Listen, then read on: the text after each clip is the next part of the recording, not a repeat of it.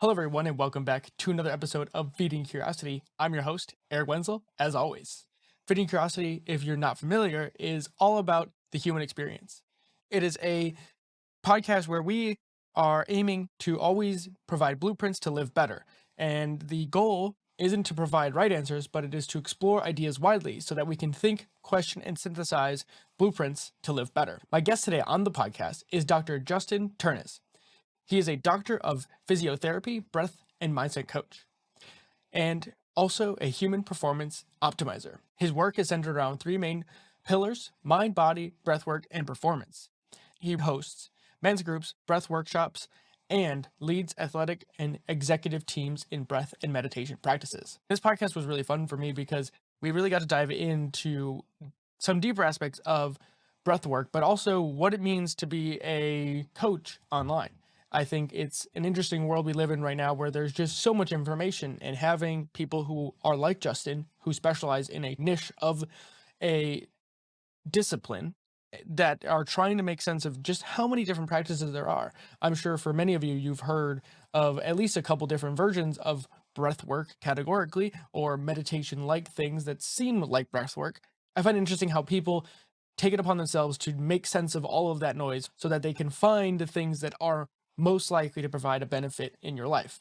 I'm sure you can find doctors and other resources, but at the end of the day, we need more people out there just trying to provide more information, because the scientists that are at the cutting edge of this stuff aren't the ones actually implementing it, because the science, like the reports themselves, are the only thing that lead the frontier, right? But then it takes people like Justin to actually go out and implement to see what actually works. And all that to say, I really enjoyed this conversation and I hope there's more. And I hope you do too. If breath work and mental health interests you, I highly recommend checking out Justin's website. And without further ado, please enjoy this conversation with Justin Ternes. All right, everyone, welcome back to another episode of Feeding Curiosity. Today I'm joined by Dr. Justin Ternes. I hope I got that right. Ternes. Yeah. Justin Ternes. First of all, thank you for coming on the show, and just kind of give us a brief overview of who you are, like who you are and what do you do? Yeah. Thank you for having me, man. Really grateful to be on here and speak with you and your audience and your community. And before we started recording, you're like, hey, man, you're a jack of all trades.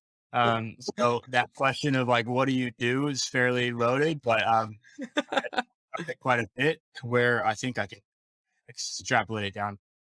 Yeah, so I'm a doctor of physical therapy. That's my trade and profession. I've been practicing in California. I'm based in San Diego, practicing for about 6 years now. And early in my physical therapy career, started studying and going down the path of pain science and some mindfulness based stress reduction techniques by John Kabat-Zinn, which is essentially mindfulness and meditation of Western medical system. So I started getting interested in mindfulness and meditation, and at the same time started doing Wim Hof breath work personally for my own stress and anxiety and ADHD and all of the above, and fell in love with the practice of Wim Hof, and just started really deep diving into that, and noticed that through my breath, I could create deeper states of presence and meditation.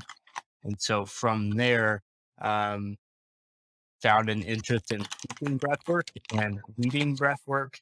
And so fast forward to my practice now, I'm part-time physical therapist, part-time breathwork facilitator, and interlinking those two is mindset and performance. So I'm a mindset and performance coach, and very uh, interested in leadership and sports, athletics, how athletes treat their mind and body, and just try to take that information to general population. So uh, that's a general overview.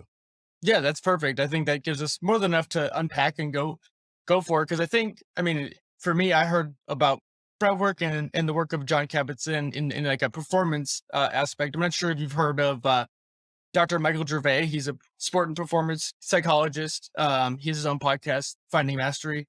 Got really deep into his work and the people he knew about around like flow and those kinds of aspects of his work. So the this is all very familiar territory for me. For you, what was like the entry point into breath work and like meditation or like mindfulness practice? Because I think a lot of people, it's gained a lot of traction in a couple of years, but I still think it has some connotations around it that like more spiritual. And some people don't like that. Like they'd rather just have the functional aspect of that. No, absolutely. Love it. So one, Michael Gervais is a online mentor of mine. Oh, nice. In the same way he is for you. I haven't worked personally or officially with him in any capacity, but I follow him very deeply and really align with how he views sports and performance mindset. Um, and so, big fan of Michael Gervais. Actually, on Twitter, I heard someone like ask, "Who are your top three influences in leadership?" And it was Michael Gervais, Jordan Peterson, and then Eric Musselman, who's the head coach of the Arkansas Razorback basketball team, University of Cool. Arkansas basketball team. He's in my opinion, one of the top students of leadership and mindfulness in the game. Even though he doesn't really specifically speak about mindfulness, he's all about culture creation. So those three are highly influential for me. And yeah, back to John Kabat-Zinn. Um, I like to, well, first, when I began thinking back about who were my number one breath influences, I always went to like 2016 Wim Hof method, Yep. um, podcast with Joe Rogan. Wim Hof podcast is like 2015 actually. So I'm almost 7 years into practicing the Wim Hof method, which is pretty crazy. So that has always been the point where I felt like that's where my breathwork journey started. But then I backed it up a little bit more and I was like, oh, I learned about John Kabat-Zinn and mindfulness based stress reduction and breathing and slowing breath Hmm. before hearing Wim Hof. And then I'm like, oh, and when I was 16, I went to this local university lecture on meditation where a Tibetan Buddhist monk did a 30-minute mindfulness practice. And that was all about the breath. Oh, that's So cool. okay. I'm like, okay, I've actually been around mindfulness and breath and deeply interested in it for way longer than I even thought. The the spark and the intentionality of breath work really amplified in listening to Wim Hof and practicing daily breath practices. It's interesting, right? Because like you don't really realize like where these ideas come from to a certain degree. You just kind of end up resonating with something, and then all of a sudden you just keep going and you don't really stop. For you, like right now, like coming back up to today, what is like the most exciting part of the breathing practices for you? What benefits do you see? What would a beginner want to be able to see some sort of noticeable changes from doing breath work? Absolutely. And I'm gonna give away everything because I'm an open book. That's how and like what I talk about now will evolve into something later. And for a while, I was like, let me just protect what I share with people because then I might want to package it. So, and I'm like, no, because I was like protecting my thoughts and intellectual property. But then I'm like, 3 months later, I'm like, I'm not even talking about that anymore. So I might as well just like let that come out and come through. So I Mhm. have there where I am right now, which is breath variability or breathwork variety, um, using different techniques together to influence or impact my nervous system in a way that I'm observing changes in my physiology and my psychology. So essentially, practiced Wim Hof breathing for a long time. Got into Kundalini breath work for Mhm. a little while. Did some holotropic practices. Worked with Brian McKenzie and his more power, speed, endurance type breathwork practices. And I was like, okay, actually, Brian McKenzie sparked me into this idea because he talks about principles. Methods are many, principles are few. So there are a lot of methods out there, but why do they work? It's the principles of what works and why it is working. So if you focus on the principles, now you have a ton of methods that you can make yourself. So me Yeah. personally, I take that block training that I've done over the years, and now I'm just kind of mixing and matching 2-part breath,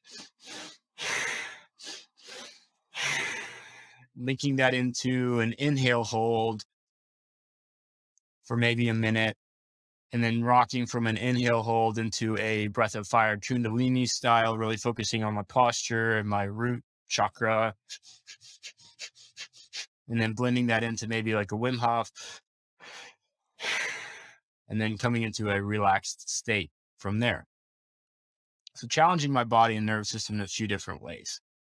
What reminds me of is like how much little we know actually, like something so simple as breathing has so much complexity involved with it that you don't realize until you start going deep into this kind of thing and learning how to contract the different diaphragm muscles. And just if you watch someone breathe, they typically breathe from their shoulders and don't really have any good idea of like how to even squeeze properly in their diaphragm. And it's interesting just to see you go through it. So if anyone who hasn't like isn't watching the video for this, I highly recommend seeing what he just did. And I'll try to also have videos links of the different things he labeled so that you'll see different styles of that. So it doesn't just sound like breathing noises for people.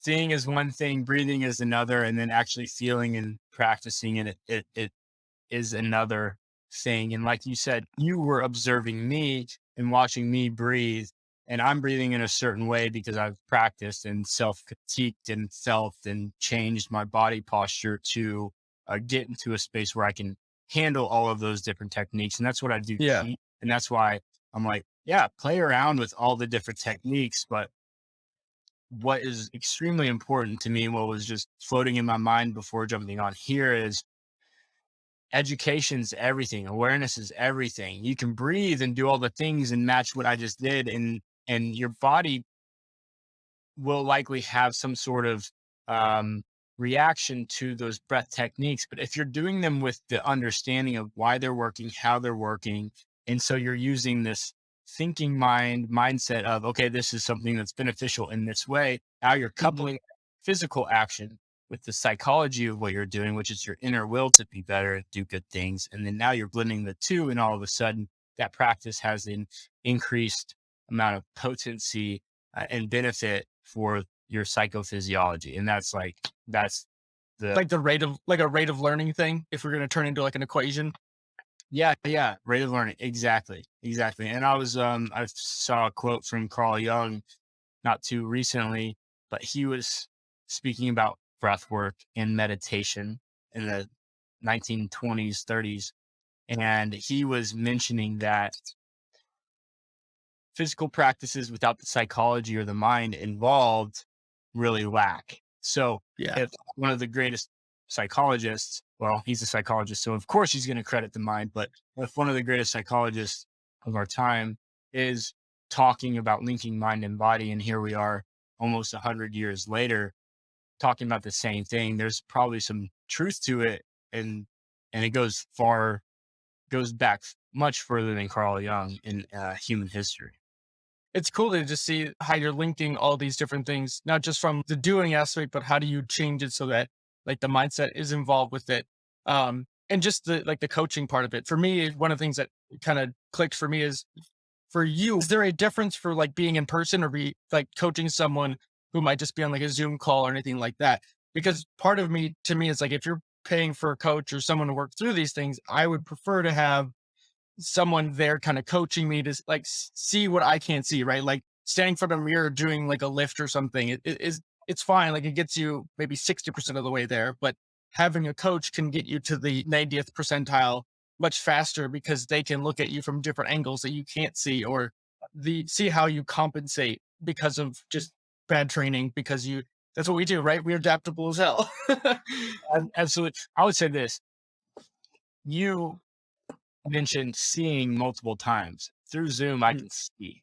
Through Zoom, I can understand. I got a very keen eye, and I can understand body movement. So over COVID, I went from doing a lot of on in-person physical therapy, obviously, but I was yeah. also like already thinking about transitioning more to online telehealth physical therapy because I started practicing a form of physical therapy called biopsychosocial, which is very pain science, informative, educational based. And in getting those informational points, um, and in getting the education about pain and also movement, um, I can help a patient without touching them.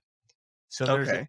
there's this one physical therapist in physio in the UK named Adam Meekins, and he's a disruptor of traditional physical therapy because he's like, you don't need to do manual therapy. Like massage is effective, but also the exercise, um, the progressive loading is as or more effective than manual therapy, or do both. But Hmm. the essential piece is training the body through movements and progressively loading it so the body can get stronger.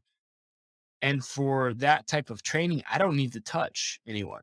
So I'm like backing off of in person stuff. One, because it broadens my audience and people I can work with online. Hey, cool. Where are you in the world? Great. You're in France? Got you. Like you're in South Africa? Cool. I'll work with you there. And it really has been an amazing expansion of my personal practice being able to work online. And I still work with people in person. I still work with people in the San Diego area. Also, a lot of people travel into San Diego for different things. And so I'll get messages like, hey, I'm in town. What's up? And that's where I can really get hands on involved in doing some breath assessment type things, movement.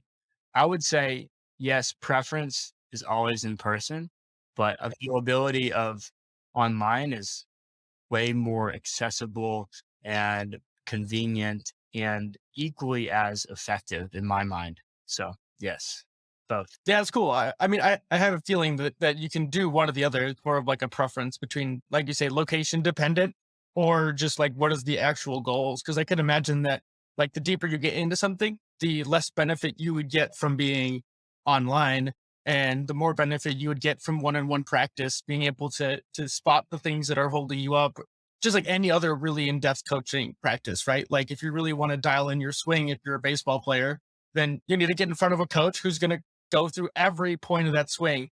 And just from like most things, when it comes to like physical activity or just moving the body well, most of us don't do enough as it is already.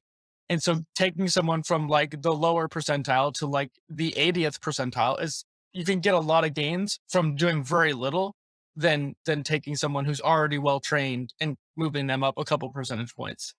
Yeah. So I think it's really cool to just hear that because it's just the growing pains of technology, right? Well, growing pains in both ways. It's good and bad. It's a lifelong practice, just tweaking and learning and adding new, you know, physical and mental training points. So I have great job security. For me, because it's like even being able to do podcasts, right? Like we can talk to anyone around the world Yep. just because we have a decent internet connection and a couple cameras.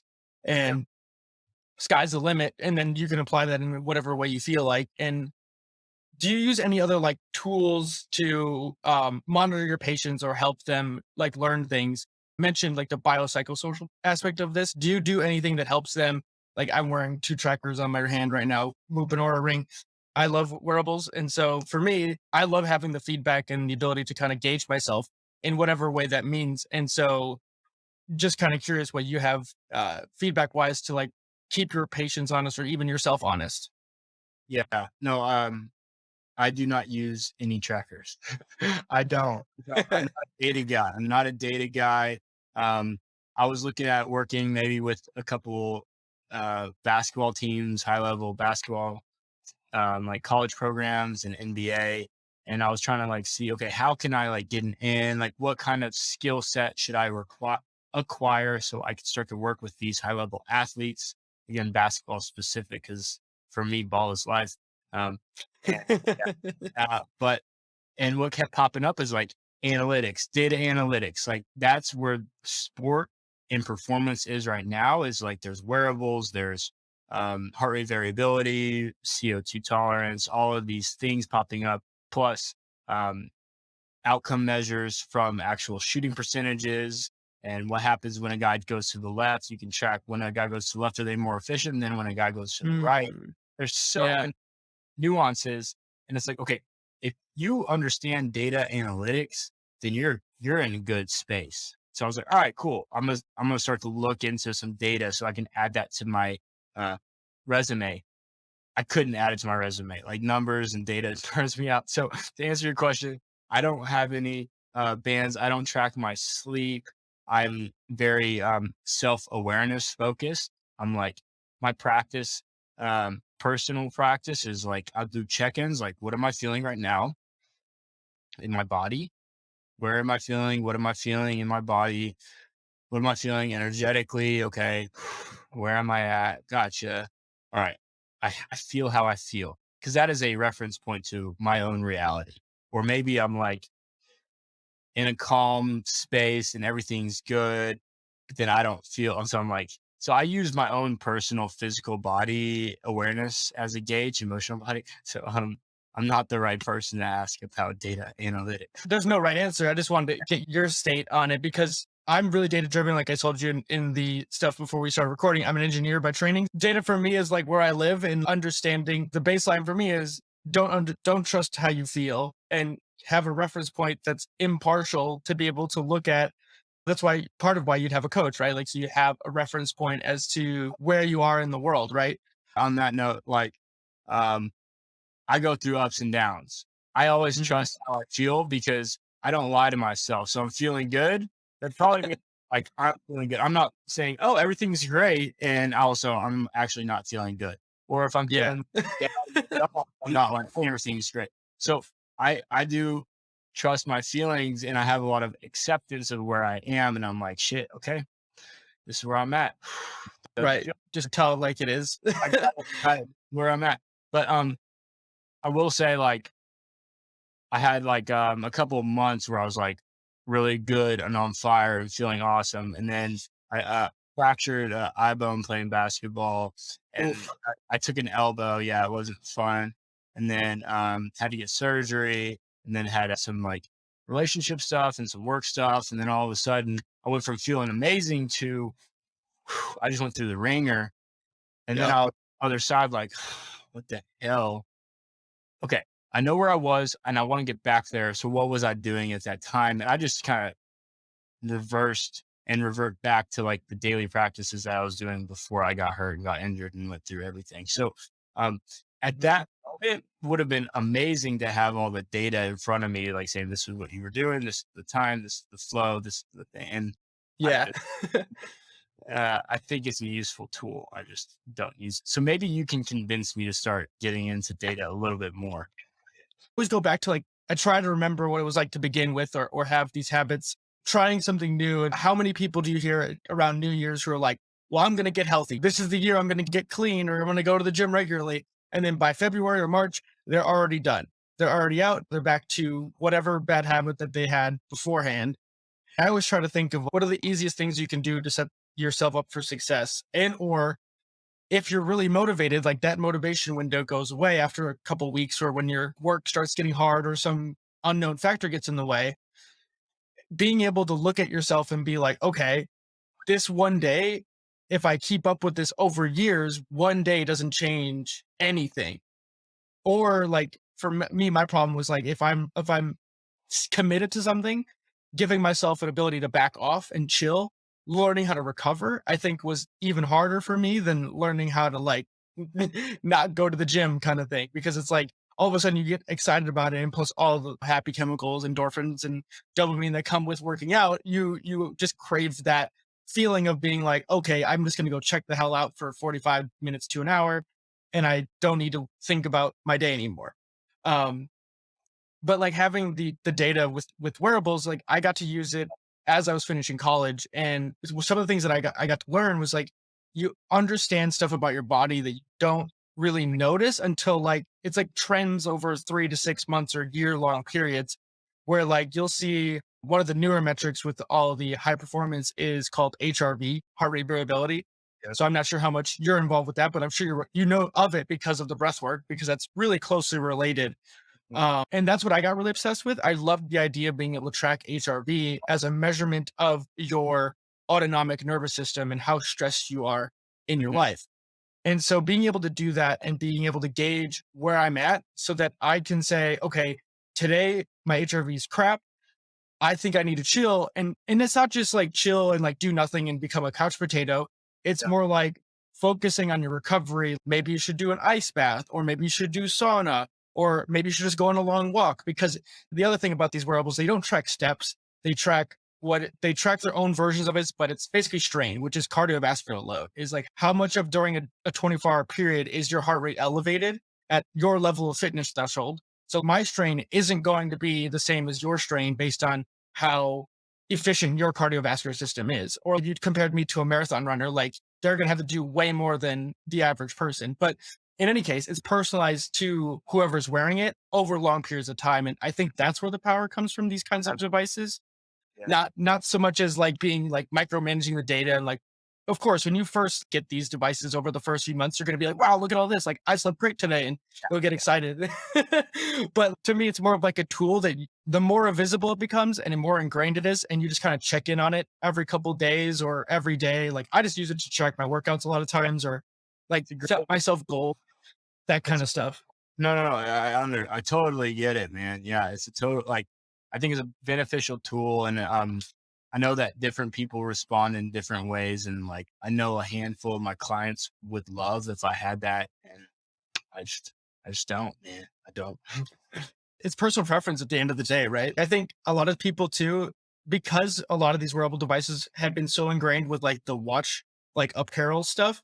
Yeah. I think that kind of throws some people off because they think of it more of like an accessory, like kind of like a status symbol. Well, I was gonna say like the other day I was with my family and we're like someone was like, how many hours are you on your phone?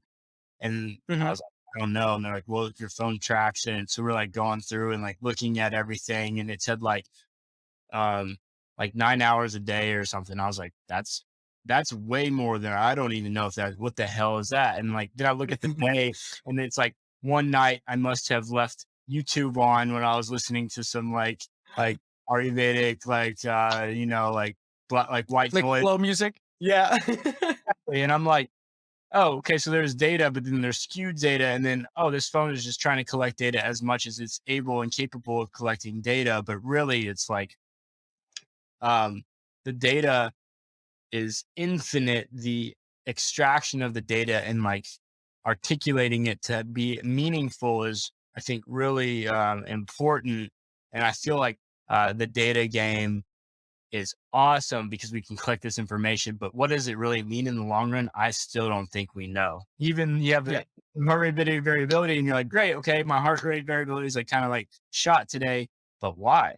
What were you doing? What's going on? Right. All those questions are introspective. Those are self-awareness practices, right? So me, I'm like, I don't feel like going for a run this morning.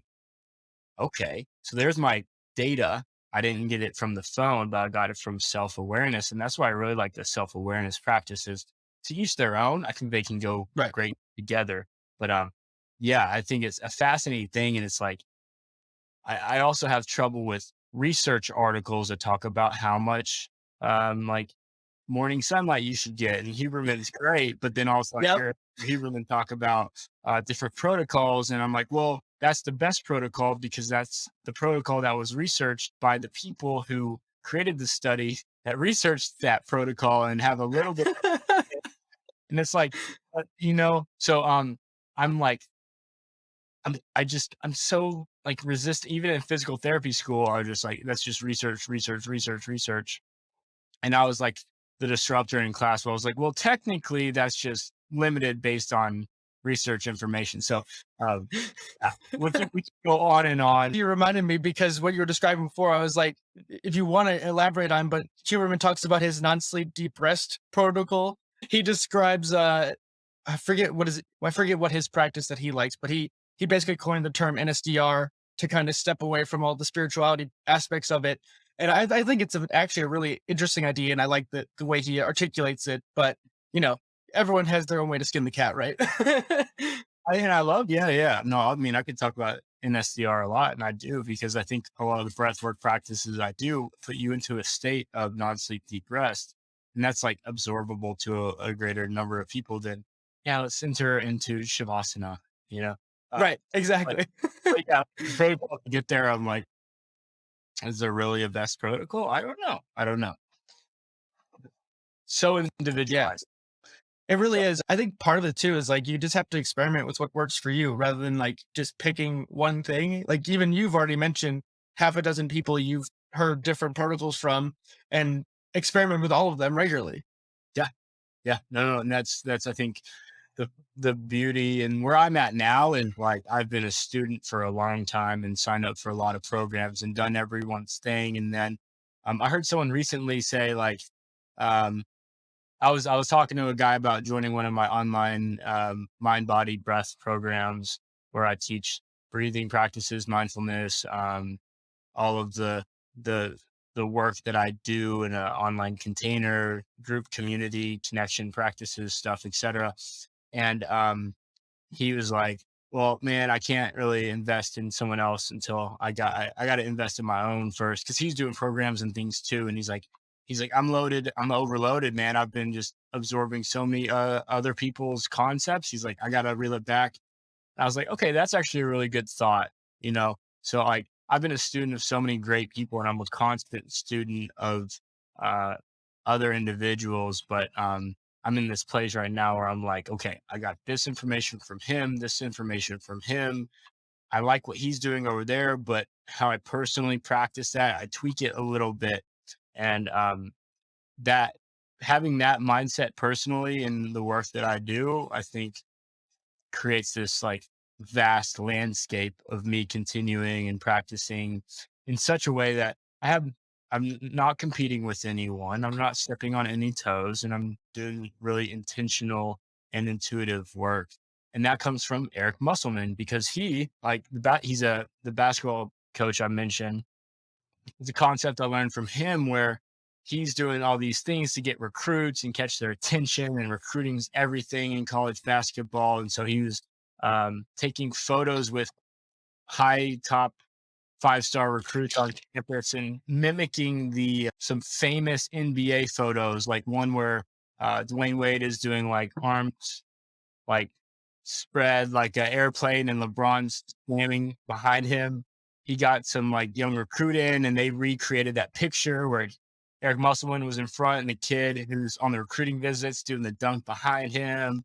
And they were just doing these cool, innovative, creative things. And then a couple months later, University of Texas is doing that with their recruits. And then like UCLA is doing something along those same lines. And then I heard a reporter ask Eric Musselman, "Hey, I noticed some other schools are doing like that picture thing." And he's like, "That's fine. They can have it because we already did it. We were the innovators of it. That was our initial thinking. And now we're on to the next idea. So like they can have that old news, but we're doing some new innovative creative things." And so I really loved hearing that concept. And that's kind of how I am with my teaching is like, hey, what I was teaching a couple months ago, that's old for me. Now I just listened to a podcast from like 2018 with Jordan Peterson talking about some um like mindfulness stuff. And I'm like, okay, cool. Now that's a new influence on my current practice. So I'm Yeah. just following the flow of I think you bring up a big point, like just within the modern context of, I guess it would be kind of like the information economy, it would be the buzzword for it. But there is so much like cutting edge science and things out there that are just really terms and ideas, but there's not a lot of people that know how to contextualize it so that it's applicable to a broader audience. You could hear something on a podcast or read it in a book, but you don't know how it's like, well, how does that affect my life as an average person? And so a lot of people just get lost in the weeds and then they just throw it, that it just gets lost to the sauce because, you know, the next big thing, the news cycle shows up or people got to pay bills, right? Like, and one of a million reasons that things get forgotten and thrown to the wayside. Like, it's interesting in the moment, but if there's no practicality to it, people just lose interest. And it's fair.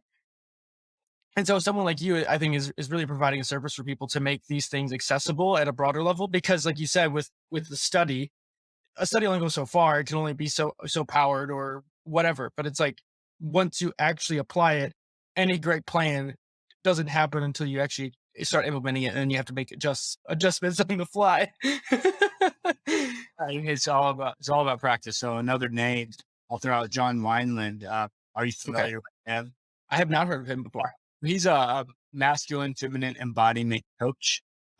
He's more in the I would say the woo woo realm, but does a lot of good practical breathwork practices and self awareness practices. But he I think speaks more into like the chakra system, expanding your heart Okay, chakra, like opening up. But like I practice that, and physiologically, I feel my posture widen and broaden. And I'm like, okay, his philosophy is activating my physiology. So what he's saying, although what he's saying might be a little bit out there, the way my body's responding is, oh, now I'm getting some new self-awareness, some new body awareness. Okay, now that influences my body practice. But what I like about him is he's very into yogic practice. Yoga, part of yoga is being in the pose, being in the space, being in the energy, in the field, in the practice. And so he my involvement with his work around 2 years ago really sparked that. Okay, I've got a lot of information, but it doesn't really mean much until I put it into action. And I had been putting stuff into action, but that like added this layer of like intentionality to doing the work, being consistent, being in action with all of everything always, which is very like vague, but you know, I on that note, always everything, all or what did I say? Always everything, regardless of what I said, it's like I've shifted from the traditional physical therapy teachings of do your breathwork practices 3 times a day, 3 sets of 10, 3 times a day. 3 sets of 10, 3 times a day, every day. Like that's the verbiage. It's like that's Mhm. protocol. And do your knee exercises for your injury, 3 sets of 10, 3 times a day. And that was ingrained in me. And I was repeating that to my patients. And then I would get injured. I tore my knee up a little bit playing basketball again, so rough sport. But tore my ACL, um, and I was like, "Hey, I'm gonna rehab. I got to rehab myself, and I'm probably the best person to lead the rehab process because I am physio." Um, but I found myself doing my exercises all day, every day. I was constantly connecting with my knee. I was constantly moving it. I was constantly tweaking it. So my personal rehab protocol was not 3 times 10, 3 times a day. It was all day long throughout the day. And then I started like listening to John Wineland, which is like just hold the pose and be the pose, like be the person, be the broadening, be the grounded, be the yoga, you know?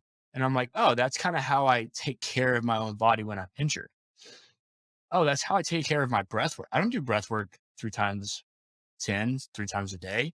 Well, I do an intentional breath work practice at some point in the morning, and I do these little like more intentional practices, but I am connected with my breath work practice all day throughout the day. And that's where I've really seen a lot of change in my life. Oh, I've got a kettlebell right here in my living room, like on the ground, nice 35 pounder. I'm like, that thing's getting picked up throughout the day. Plus, I have intentional like workout practices and programs, but also I'm making coffee. I'm holding that thing. I'm doing like a farmer's carry while making coffee because that's a part of the lifestyle that I'm living, which I'm choosing to live over, And then you talk about active rest. It's like not going to couch potato, but what do I do when I'm on an active rest day and I've got time and space? I go for like a walk or I do some exhale holds while walking off my hypercapnia, you know, and challenge my nervous system and my pulmonary system. So uh, Yep. that's my flow right now, and it gets me hyped up. But, I think it's changed my way of living quite a bit, and it's really helped a lot of people I work with. So hopefully that alone is beneficial to the ears of the listeners. I think it shows this level of intentionality you have to take this to if you want to do change some aspect of your life. Like not everyone's going to be this obsessed with breath work or whatever it is the thing, but Yeah. like if you want to get really good at something, you have to take it to that level of like you said, putting a kettlebell in the middle of your living room floor and then making it a point to pick it up. And it's funny you said that because like I have a kettlebell next to my computer desk when I'm at work that I get like in between calls or whatever, I'm just kind of like doing shoulder presses or something just randomly, like whatever I feel like doing in between things. And I'm like, I need to move or I'm going to just fidget myself to death the other thing that I really like, I'm not sure if you've heard about it, but lately this has been kind of exploding across like the fitness landscape within the podcasting world. But there's a book called The Comfort Crisis, and in that book, the author talks about rucking. And I had a couple sandbags prior to this. I did a couple Tough Mudders years ago, and I was like, I need to just do more functional fitness stuff. And then all of a sudden, rucking became this thing. I had like a 5-10 pound plate carrier thing, but then I decided to go deeper with rucking because over this summer I was training for like longer, not really ultra marathons, but I attempted a half marathon on my own. Like I didn't sign up for anything, but I just did it. And then afterwards, my knee got really mad at me for a little while because it was just like I had taken, I think I had almost doubled my mileage in one run. Yeah, I think I went like 7 miles to like 13.1. And I was like, yeah, no wonder my knee and, joints didn't like that. But then afterwards, I kind of had to take a long break. And I was like, well, rucking seems like a good idea because the science behind that is so when you run, you put like 8 times your body weight onto your knee. And then if you walk, you only do like 3 times your body weight onto your joints. So it's just a lot less likely you hurt yourself in a major way because also walking, you're just in a generally safer position because you're not stressing out your joints and you're just more stable across the board. And from just a general usability of like health standpoint, you just end up having way more beneficial. In the military, they call this like ultra medium, where you basically just fill out your form. So like if you're not muscular, you end up putting on muscle. And if you're like overweight slightly, you'll end up like shedding a whole bunch of excess body fat because your body just kind of adapts to this kind of like low grade exertion to like find the optimal body shape for your frame. Yeah. So I'm just obsessed with that. I'm sure curious if you have any thoughts on it. For your frame for that activity, because I rock climb, I surf, I play basketball, I run, I go through phases. When I get into rock climbing, my body optimizes to rock climbing shape and form, which is way more shoulder and upper back musculature. And then I'm not climbing for a little bit. I'm doing more running or more resistance training, and all of a sudden my body adapts to that. So I think like regardless of the activity, if you engage in an activity in any way, it's going to cause an adaptability of your body, whether you're underweight to create muscle mass to match that effort, or if you're overweight to downgrade so you can make that practice easier in a way, but also adapt to it with strength. So Yeah. rucking, I think, again, is a technique. Methods are many, principles are few, but the principles of rucking are probably applied in many ways. I do not have a rucksack. I don't have a ruck vest. I don't ruck, but I love trail running. And if I had one, I would totally throw it on and go for a run with it. But again, my body weight's plenty enough. Yeah, weight's great. 8 times my body weight plus the 20 times. How much weight do you do? So I just walk with it. I don't run at all anymore, but I do right now. 45 pounds is what I've worked up to. So it's about a third of my body weight roughly because I'm 160. Well, I mean, humans are hunters and gatherers, and that's part of our like Yep. our being is carrying weight, carrying things.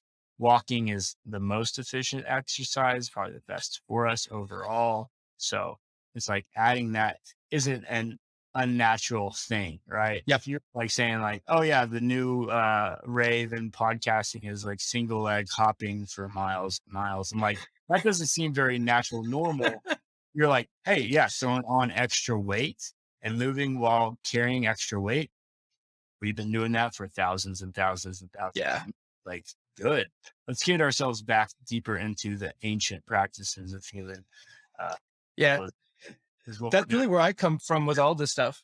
For me, it's about longevity. It's like I know I'm not going to be some super athlete, so there's no point for me to try and pretend like I'm going to, break some record in squats or bench press or whatever. Like the point for the vast majority of us is like how do we slow down the typical problems or prevent the typical problems that happen to us as we age, once we hit 40, 50, 60, 70 years old. How do you keep up with that natural degradation so that you don't hit those quote unquote negative benchmarks and can stay functional for longer? and that, it's a very engineering approach just to it. But I really think that Yeah. that's a really important way to reframe like health. Do you know of Erwan Lacour? I haven't heard of him. No. That's like natural movement, working outside, like bringing back movement in nature, like rock skipping when you're on a creek or on a hike, or single leg pistol squats, or there's a tree branch that you want to do a pull up on, but can you do like a pull up and then to a press up and then like do some climbing stuff? So it's like taking the natural movements of uh, or movements that you can do in nature and adding that intentionality of movement. So anyway, the originator, creator of that is Erwan Lacour. And now he's doing a lot of good breath work, like really good breath work Oh, program. that's interesting. He does what's called breath hold work, where you hold at the top. It's like free dive training, but he's taken the free dive training protocols and then brought in this like spirituality space piece. So he's the man. Check it out. And um essentially it's like, I think I bring that up because I think based on what you're talking about, that would be a cool element. I think you would dig the movement natural stuff, and it Yeah. like mimics like animal flow, but look quite Okay. different. But yeah, same route. I'm always looking for new things to try, and I've gone through all those phases that you'd normally expect, where you get super deep into supplements and bodybuilding and all that kind of stuff, and then it just gets to a point. At least for me, it's like uh, I just didn't want it to be into something where it's like chasing a look in a mirror. Like that should be the byproduct, not the end goal. We've been mentioning different mindfulness practices or like ways to categorically be present. I think that is such a hard thing for people in the West to kind of conceptualize, because there's so many distractions or so many ways to distract yourself. Like boredom has become obsolete, or we've just killed boredom because you don't have any way to like get into your thoughts. Have you tried anything else like float tanks or sensory deprivation, or just any other like tips or tricks for people to tune in with themselves, since you've talked about it so much? Breath work and ice baths and Yeah. walks in nature, sauna. Float tanks are great. I just don't have any accessibility to it. Yeah, I know they're expensive. But I have accessibility to ice tank because I have an ice bath. I have like a converted chest freezer. So Nice. I've got that, and that's a regular practice of mine. Hasn't got How any easier. how long do you do typically when you jump in? So my temperature ranges from 32, like cold to 42. So that really varies how much time I put Yeah. myself in that space. Plus, I live close to the ocean. Ocean currently is 68 degrees, but over the next couple winter months, it will drop down into like the low 60s, upper 50s. And that Wow. a cold exposure, even though it's warmer, it's colder because it's in the natural elements. The water's moving. You're Yep. have to dip multiple times under waves. Um, I'm like, I'm the guy who's out there in the surf lineup and everyone's wearing wetsuits and I'm just trunking it crazy because it's not warm. Nothing about it's warm, and people are like in their wetsuits, like covering their hands and like, and I'm just like Wim Hof breathing and on the I'm generating my own heat, but I'm out there for like 30 minutes and those guys are out there for longer. Right. So, Yeah. but I, my goal is always 90 seconds Okay. along those lines. But I get to 90 seconds. Sometimes I like, I like to time myself in different ways. I'm a music nerd, so a lot of times I'll put on a song that I like that's about 3 minutes long, or there's like maybe there's a song that I want to listen to in the moment while I'm in the ice bath, and it's 5 minutes long, and I'm like, I'm not doing a 5 minute ice bath, but I'll like I'll like move the songs forward to like the halfway point where there's like 2 minutes and 30 seconds left in the song, and then I'm like in the ice bath, breathe in, and then as soon as the song ends, then I'm like, okay, cool, I'm out. So Yeah. I kind of add those little layers, but at least That 90 seconds because that's a cool idea. I like the timer the timer method like that, because it's like if you stare at a timer and just look at it, like, man, this 90 seconds is taking a really long time. yeah, I'm like, okay, the music and also like some of the songs will like start to end, and then they pick up again, and you're like, why the hell is the song still going? So it's like a fun psychological, like funky driver. So yeah, that would be That's cool. how long I do it. Do you notice yourself like, because typically for me, it's like when I was really into sauna and even just doing like long runs, having that like ability to do things that are physically, but also at the same time mentally tough, right? If you're doing an endurance sport or like even basketball, right? Like you could be tired and you're like dead tired, but like you can push through that like physical feeling of it. And to me, it's like always been this thing is like, if you can do these hard things, the rest of your life, like someone being mad at you or someone like cutting you off in traffic or whatever, those aspects of your life feel way less important and way less impactful than they typically are. And do you notice like stuff like that, or like if you're feeling overwhelmed, unfocused, stuff like that, like just gets easier for you?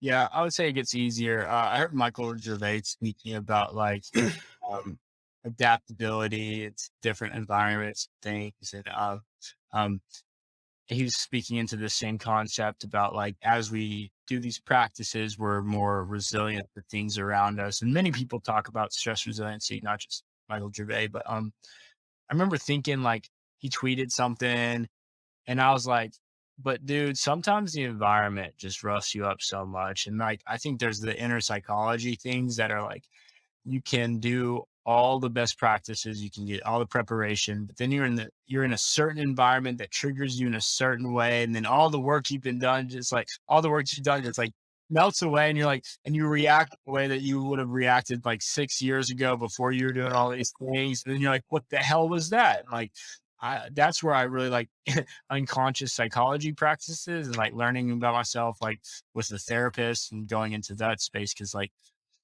yes, to answer your question, yes, shit's be easier, but at the same time, I'm still human and I'm still going to react in certain Right. ways, certain scenarios. And I can't bulletproof my whole body in such a way that I'm not able to like, I'm not going to feel every single like kink in my armor, like I'm, I'm vulnerable. That's why I like Right. Jordan Peterson, because he's like, you're vulnerable. Death happens. If you haven't experienced heartbreak or deep pain, just wait, because that's what life is Yeah. full of that. And so, um, yes, I am way more stress resilient. And also, I'm like a fucking mess at the same. Aren't we all though? Right? That's the story of being human, right? Like it's all about trying as hard as we can to shoulder as much as we can, but at the end of the day, There was like a couple months where I was like fucked up for a little bit. Like, yeah, I'm yes. But I talked to my buddy a couple of days ago and he was just like, dude, you where you're at now is like exponentially, like you've grown exponentially from where you were before you went through that stuff. And he's like, so all of that stuff you went through sucked, but now you've actually grown way more than I was expecting you to. So it's like the life is full of that shit, but it's how you respond. And there's these yep. constant layers of growth. So yes. I think it's an awesome like way to cap that off because it's easy to see all these practices that the way it's touted is like a silver bullet. Like if you just do this one thing, you'll become enlightened or or whatever. And then you realize that, oh wait, never mind, that's not really how it's gonna work in practice, right? And this the point is, at least the way I look at it, is like each thing you learn or experience you go through is just like another tool in the toolbox that you can go to when you Yeah. realize that you need to fall back onto something else, because just being able to shoulder that burden and just, grin and bear it doesn't work in the long term. Does not work in the long run. Not at all, man.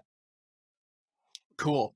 So we're getting close to that hour, and I wanted to just kind of cap it off with some of my favorite questions to kind of end every episode with. And so the first one is because you've mentioned a lot of different people and different books or people who write books. I want to just ask like any books that you found really impactful that you either read yourself or have given as gifts. And it could also just expand the podcast since you've mentioned podcasts too.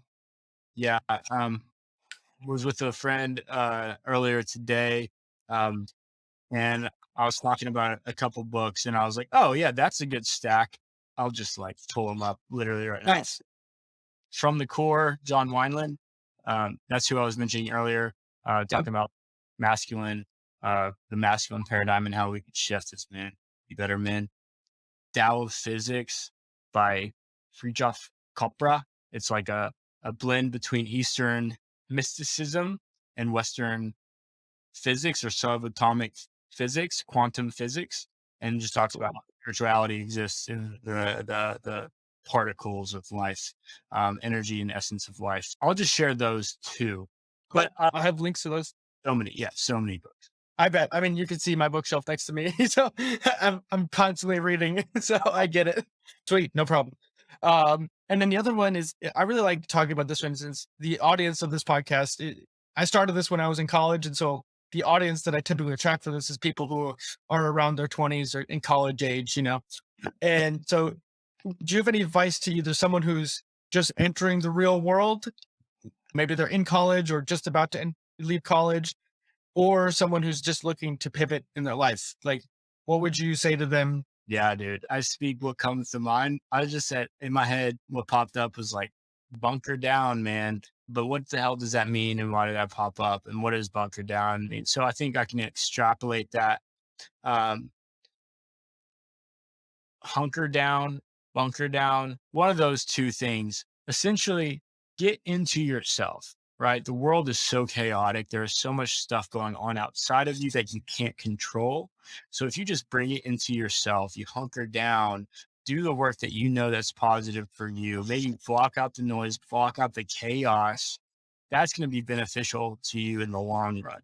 Often we see what's going on, we're getting swayed and pulled, but that's also information and informative for us to learn and interact.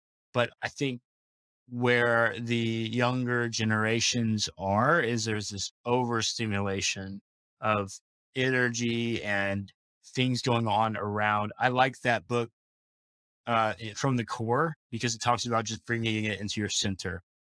One of his um, phrases is hold the pose. Like for me, that means like I just get into myself. I bring all of my thinking into my body. I breathe into that like holding of my frame, hold it. My body might want to do something or react to a certain thing or get panicky. If you're panicky, hold the pose. Practice building your capacity to not get into that panic nature. So I said bunker down. No, hunker down, bring it into your body, bring it into yourself, breathe slow and do what you know is best for you, whatever that fucking is. That's cool. I think these questions are supposed to be open ended. They're not supposed to have a right answer, especially when you're young and you're, told to pick a degree or something like that. You really don't know much about who you are or want from your life. At least for me, it's like I've done so much since I graduated or learned stuff. It's one of those things. What else I would say to do? Clean your fucking room. Jordan Peterson, 12 Rules for Life. There you go. What's the next one? Pet a cat, pet a stray cat whenever pursue what is meaningful, not what is expedient. There we are. It's exactly what I was saying. Yep. What you know is true. So another book. Yeah, there you go. I love Peterson. I'm gonna read this one today. That's a real accessible one too. I think having people who are making sense of the chaos around us is a really important thing. We just hit that hour mark and I've really enjoyed this conversation. Do you have anything else that, we may have not brought up or any closing words for people, or where can people find you on the internet? Yeah. Hit me up. I'm an open book. Like I said, I'm just, I like the Evryman philosophy of just providing free information for the world, just trying to put out good information. I'm just another source outlet. So hit me up with questions. I'm happy to be a resource. I also work with individuals one-on-one, online, in person, but a lot of online, and it is as effective online as in person. Mind, body, breath work, physiotherapy, pain science, pain consulting. What the hell is pain? Why does my body hurt? Happy to share all of that. And my business, True Self Health. So it's my website's trueself.health. So www.trueself.health. And you can find me there. So with that, thank you, man. I really appreciate Cool. being on here. This was a ton of fun. I'm glad we just, Yeah. serendipitous of the internet. We somehow connected and we made it work. That's how we connected, because I saw what you were doing. And you had one of my buddies on, and Oh, really? yeah, yeah. And so I was like, I like the way that looks. I like the way you like created stuff. I was like, cool, reach out. So serendipitous for sure. And really excited to have this Just out of curiosity for myself, what was the episode? Who was one of your buddies? Yeah, so he's an Evryman facilitator, or he worked with me. Okay. Do you know Evryman? I've I've heard of Everyman. I'm assuming it was Corey McCarthy was the episode. Yep. My dude Corey. I haven't connected with him in a minute, but I saw it on Corey McCarthy. Or you had Corey on, and I was like, all right, that's my guy. Stuff. Yeah. I heard of Corey's story a long time ago, and I finally worked up the courage, found his email address, and made it happen because it was like I'd heard his story from actually Peter Tia's podcast, and I was like, this guy is incredible. And I couldn't help but not continue to double click on the story kind of thing. And Well, that's kind of been the whole yeah, because that got me in here. So I really, yeah, do this conversation. Nice to meet you. And yeah, even you, man, reach out if you have any questions, thoughts. absolutely.